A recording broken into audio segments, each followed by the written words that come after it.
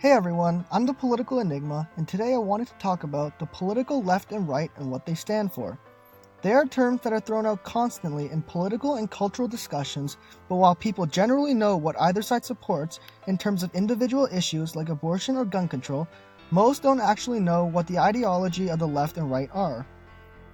The main differences between the two political sides and what their beliefs are based on boil down to three fundamental ideas: equality of opportunity versus equality of outcome, individual freedom versus the collective, and big government versus small government. The first idea, equality of opportunity versus equality of outcome, means whether or not you believe everyone should end up at the same place, socially or economically, or if you believe people should just have the opportunity to do whatever they want and it's based on their choices where they end up. The right believes that social inequality is unavoidable and acceptable as long as equal opportunity is available, while the left believes there should be an emphasis on equality of outcome, even if that means certain groups have more opportunities than others. The next two concepts, the individual versus the collective and big versus small government, pretty much go hand in hand, but there are still differences between the two. The right believes for true freedom to be achieved, the government has to have a limited role on an individual's life and that the individual should come first. The left, on the other hand, does not oppose a strong government presence to aid in fixing what they perceive as problems in society, and the collective has to have priority over the individual. So how do these bases translate to their beliefs on individual issues? Well, those on the left generally are pro-choice, anti-gun or pro-gun control, have all sorts of religious beliefs, support universal healthcare, more open borders, and government aid like welfare. And those on the right are generally pro-life, anti-gun control, are generally Christian, support privatized healthcare, controlled immigration, and oppose lots of government-funded aid like welfare.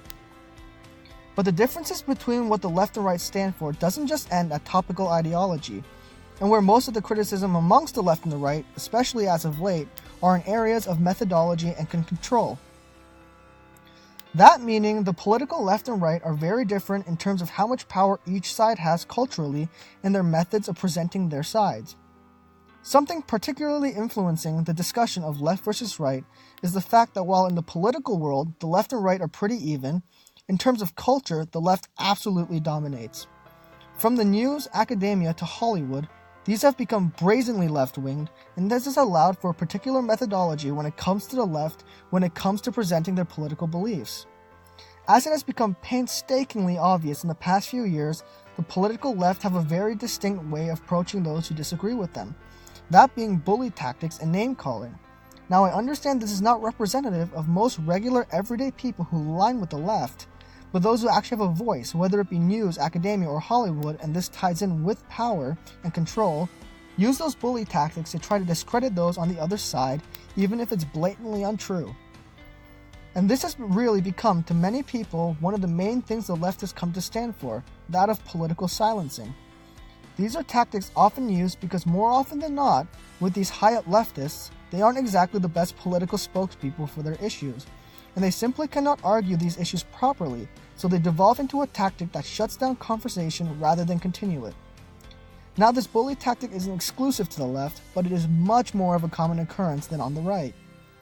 Even when the bullying isn't in use, many of the left's arguments are largely anecdotal and boil down to the feelings of a group or individual.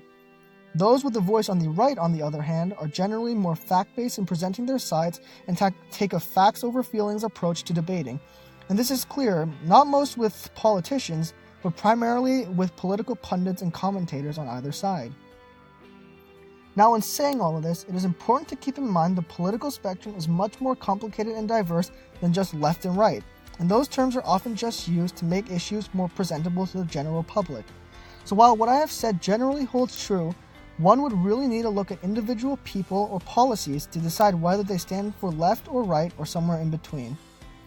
Well, that's the end of the video. If you want more covering anything from current news to analyses and explanation videos on anything politics, like, comment, and subscribe, and I'll have more videos out for you guys later. Thanks for watching. Created using Powtoon.